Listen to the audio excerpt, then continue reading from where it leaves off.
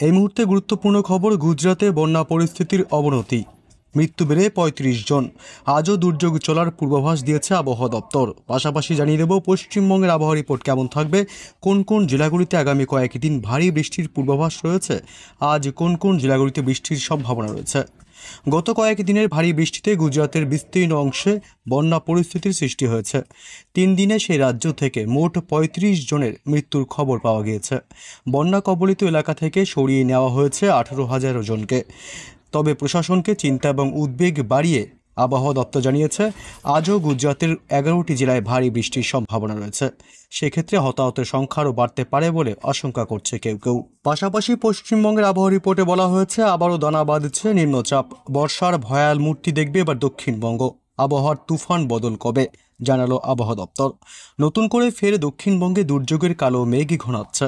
বঙ্গোপসাগরে আবারও তৈরি হচ্ছে নিম্নচাপ। তারই জেরে সপ্তাহান্তে দক্ষিণবঙ্গের জেলাগুলিতে প্রবল বৃষ্টির সম্ভাবনা রয়েছে। ফের একবার মৎস্যজীবীদের জন্য জারি করা হয়েছে নতুন নির্দেশিকা। দক্ষিণবঙ্গের জেলাগুলিতে আবহাওয়ার বিরাট বদল লক্ষ্য করা যাবে, এমনটাই জানিয়েছে হাওয়া অফিস। আবহাওয়া দপ্তর সূত্রে খবর, আজ বঙ্গোপসাগরে নতুন করে একটি নিম্নচাপ তৈরি হতে চলেছে।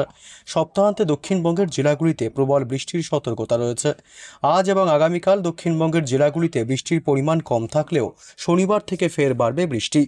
শুক্রবার বিকেল থেকেই দক্ষিণবঙ্গের জেলাগুলিতে আবহাওয়ার বদল চোখে পড়বে। শনিবার এবং রবিবার দক্ষিণবঙ্গে ভারী বৃষ্টির সম্ভাবনা রয়েছে। ওই দিন 2 চব্বিশ পরগনা, 2 মেদিনীপুরের পাশাপাশি ঝাড়গ্রামে ভারী বৃষ্টি হতে পারে। মৎস্যজীবীদের বৃহস্পতিবার সন্ধ্যার মধ্যেই সমুদ্র থেকে উপকূলে ফিরে আসতে নির্দেশ দেওয়া হয়েছে। এদিকে শহর কলকাতায় আজ সকাল থেকেই আংশিক মেঘলা আকাশ। আজ এবং আগামীকাল শহরে বৃষ্টির পরিমাণ অনেকটাই কমবে। তবে শুক্রবার সন্ধ্যের পর থেকে কলকাতা শহরেও আবহাওয়ার বদলটা চোখে পড়বে। আগামী শনিবার শহর কলকাতায় বৃষ্টির সম্ভাবনা আরও বাড়বে।